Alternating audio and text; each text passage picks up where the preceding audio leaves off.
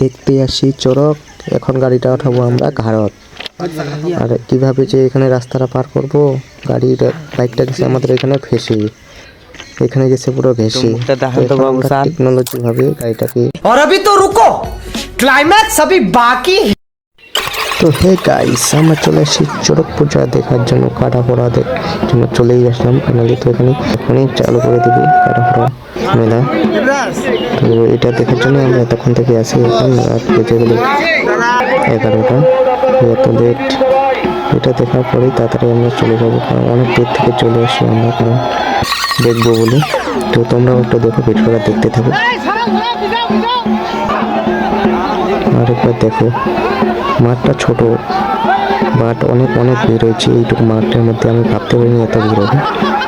মেলা থেকে আসার পথে আমরা কারমুখ দেখে যে আসলাম, সরি কারমুখ না, রাস্তার মধ্যে একটা মাতাল কাকার কথা শুনে আসলাম যে এই রাস্তা দিয়ে নাকি সোজা কাশিবাড়িতে ওঠা যায়।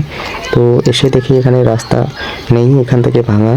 তো এখানে এখন আমরা দেখতেছি এটা যে রাস্তাটা আমরা কীভাবে পার করবো বাইকটাকে। তো এটাকে আমরা একটু দেশি জোগাড় বানাবো, দেশি জোগাড় বানিয়ে গাড়িটাকে আমাদের পার করতে হবে। ভাই এরকম ফাঁসিনি কখনো। আর ভুল করে কেউ কোনোদিন কোনো মাতালকে জিজ্ঞাসা করে আসবে না যে এই রাস্তাটা কোথায় গেছে অন্তরপক্ষে। এরকম আমার কোনোদিনও হয়নি, আজকে এরকম হয়ে গেল। মানে রাত 12টার দিকে আমরা এই রেল লাইনের উপরে এখন বাইকটাকে ভাই কীভাবে পার করবো সেটাই পুরো টেনশন ধরে গেছি, আর পুরো ফাইসে গেছি এখানে। তো আবার এই সময় যদি আবার একটা ট্রেন চলে আসে কী অবস্থা হবে, একবারে উপরে চলে যাব। তো অনেক রিস্ক নিয়ে এই দিক দিয়ে গাড়িটা পার করলাম,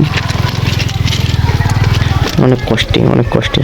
কারণ ভাই MT-50 এমনিতে ইঞ্জিনটা অনেক নিচে, চ্যাসিসটা লাগিয়ে যাচ্ছে প্রায় রেল লাইনের। তাও আমরা রিস্ক নিয়ে সেটা করলাম। কেউ এরকম চেষ্টা করবেন না ভুল করেও, কারণ আমরা রাত্রের জন্য আমরা করে ফেললাম, কারণ এখন তো ট্রেন আসবে না আমাদেরও জানা আছে। এর জন্য আমরা একটু রিস্কটা নিলাম।